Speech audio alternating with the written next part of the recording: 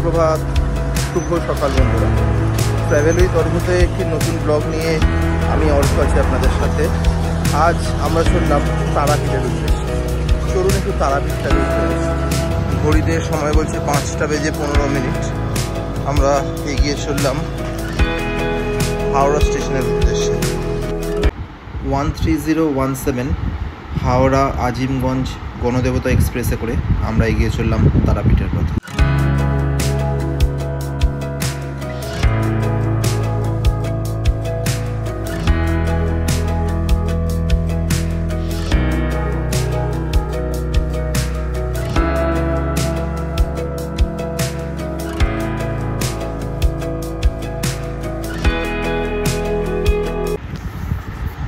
ঘড়িতে সময় বলছে 10টা বেজে 10 মিনিট এবং আমরা আস্তে আস্তে এবারে প্রবেশ করতে চলেছি রামপুরহাট স্টেশন। এই রামপুরহাট স্টেশন থেকেই অটো বা টোটো করে আমরা কিন্তু যাব এই তারাপীঠ মন্দিরে। প্রবেশ করলাম রামপুরহাট স্টেশনে। আপনারা দেখতে পাচ্ছেন এই হচ্ছে রামপুরহাট স্টেশন। প্রায় 23 মিনিট বিলম্বে ট্রেন এসে উপস্থিত হলো রামপুরহাট। সকাল থেকেই আকাশের মুখ ভার এবং সমানে বৃষ্টি হয়ে চলেছে। এর মধ্যেই আমরা এসে উপস্থিত হলাম রামপুরহাটে। নিয়ে নিয়েছি একটি অটো, 30 টাকা মাথা পিছু, অর্থাৎ 6 জনে 180 টাকায় আমরা কিন্তু পৌঁছতে চললাম তারাপীঠ। এই হচ্ছে তারাপীঠের বিখ্যাত গেট এবং সেটি অতিক্রম করে এবার আমরা তারাপীঠের পথে। তারাপীঠে এসে প্রথম কাজ হলো মায়ের পুজো দেওয়া, তাই এগিয়ে চললাম মায়ের মন্দিরের পথে। এই হচ্ছে তারামা সরণি এবং ল্যাংচা মহল অন্যান্য রেস্টুরেন্ট হোটেল এর পাশ দিয়ে আমরা এগিয়ে চললাম তারাপীঠ। এবং ডান দিকে দেখতে পাচ্ছেন যে রাস্তাটি, এটি হচ্ছে তারাপীঠ শ্মশানের রাস্তা। এগিয়ে চললাম আস্তে আস্তে তারাপীঠের দিকে। প্রচণ্ড প্রতিকূল আবহাওয়া এবং মেঘলা আকাশের মধ্যে আমরা এসে উপস্থিত হয়েছি তারাপীঠে। তা এগিয়ে চললাম তারাপীঠ মন্দিরের দিকে।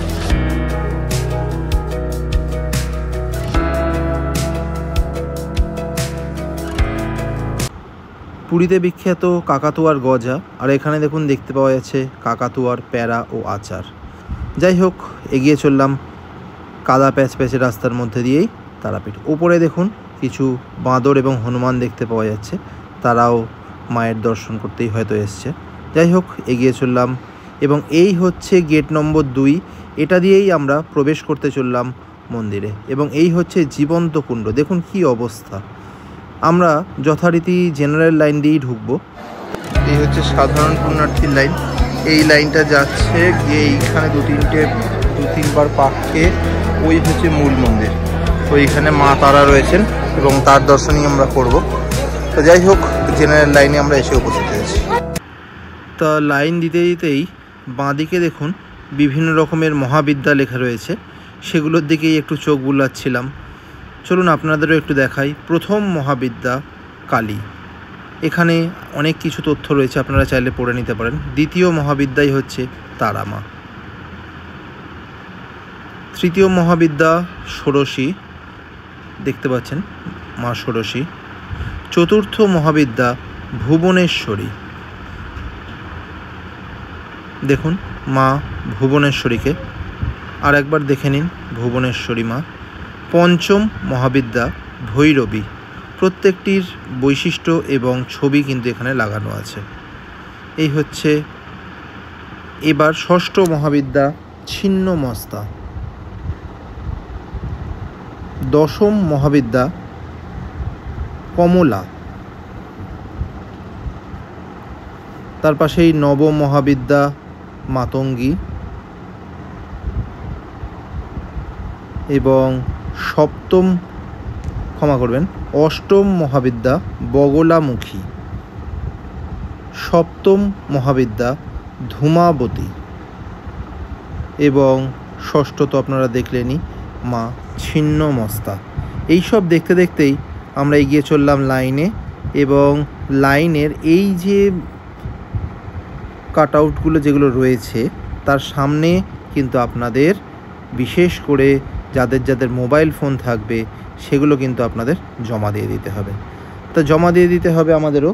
তা জমা দিয়ে এবারে আমরা কিন্তু যেতে হবে মায়ের মন্দিরের উদ্দেশ্যে। জমা দেওয়ার সাথে সাথে দেওয়া হবে আপনাদের একটি করে টোকেন, এবং দর্শন করে পুজো দিয়ে ওখানে এসে সেই নম্বরটি দেখাবার পরেই আপনারা আপনাদের মোবাইল সুস্থভাবে ফেরত পেয়ে যাবেন, কোনো অসুবিধা নেই। যাই হোক, প্রচণ্ড ক্যামেরা বা ফোনের চাপেই হয়তো মন্দির কর্তৃপক্ষ এই সিদ্ধান্ত নিতে বাধ্য হয়েছে। এসে উপস্থিত হলাম সাধক বামাখ্যাপার বাড়ি।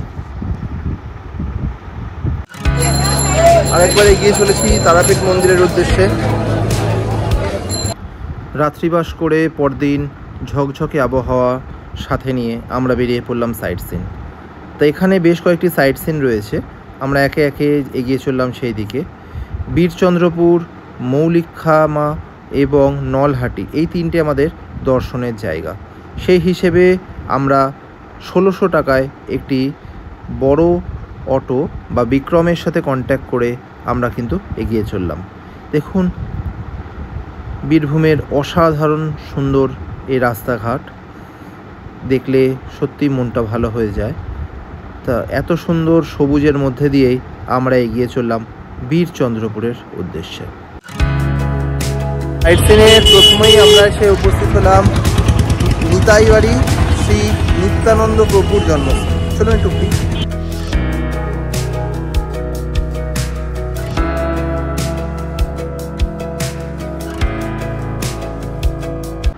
তো নিতাইবাড়ি নিতাইয়ের জন্মস্থান।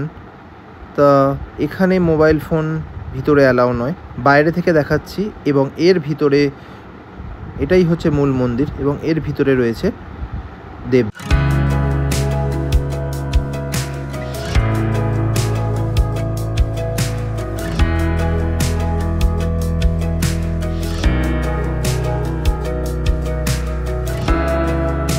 তা এখানে প্রবেশ করতে চলেছি, এবং এটি হচ্ছে ইসকনের মন্দির। দেখুন বাইরে ইসকনের মন্দির বাইরে থেকে, এবং এর ভিতরে এখনও অবধি ক্যামেরা অ্যালাউ করছে। যাই হোক, চলুন আপনারাও একটু দর্শন করবেন ইসকনের মন্দির। এই হচ্ছে সিঁড়ি দিয়ে আমরা এগিয়ে চললাম, এবং কুরুক্ষেত্র যুদ্ধের ছবি দেখতে পাওয়া যাচ্ছে, এবং প্রবেশ বাঁ দিকে আমরা এগিয়ে চললাম। জানি না কতক্ষণ ক্যামেরা রাখতে পারবো। যাই হোক, এই হচ্ছে মন্দির, এবং ওই দূরে দেখতে পাওয়া যাচ্ছে বিগ্রহ। এখানে যথারীতি প্রভুপাদ মহারাজ তিনি বসে রয়েছেন, এবং এই হচ্ছে সম্পূর্ণ বিগ্রহ। আপনারা দেখে নিন, এই হচ্ছে ইসকন মন্দিরের বিগ্রহ।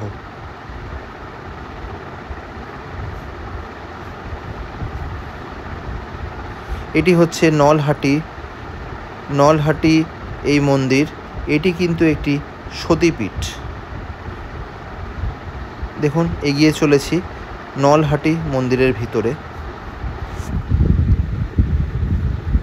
এখানে দান কাউন্টার আছে, এবং দানপাত্র জায়গায় জায়গায় রাখা রয়েছে। পুজোর ব্যবস্থা রয়েছে, হয়তো কোনো সময় এখানে বলির ব্যবস্থা হতো। এবং এই হচ্ছে সম্পূর্ণ মন্দিরটি। খুব সুন্দর এই মন্দির। দেখুন পুরো মন্দিরটি একবার দেখে নিতেই হবে, অপরূপ সুন্দর এই মন্দির। এবং এবার মন্দিরের ভিতরে কারুকার্যগুলো একটু দেখে নেওয়ার পালা। এই হচ্ছে মন্দিরের ভিতরের কারুকার্য, এবং সিদ্ধিদাতা গণেশ রয়েছেন দরজার উপরেই, এবং এই হচ্ছে মা। তারাপীঠে এসে আমাদের বেশ কয়েকটি সমস্যার সম্মুখীন হতে হয়েছে, যাতে আপনাদের না হয় তাই জন্য খুব শীঘ্রই আনতে চলেছি তারাপীঠের অন্য একটি পার্ট। সঙ্গে থাকুন, পাশে থাকুন, দেখতে থাকুন ট্র্যাভেল উইথ অর্ঘ্য।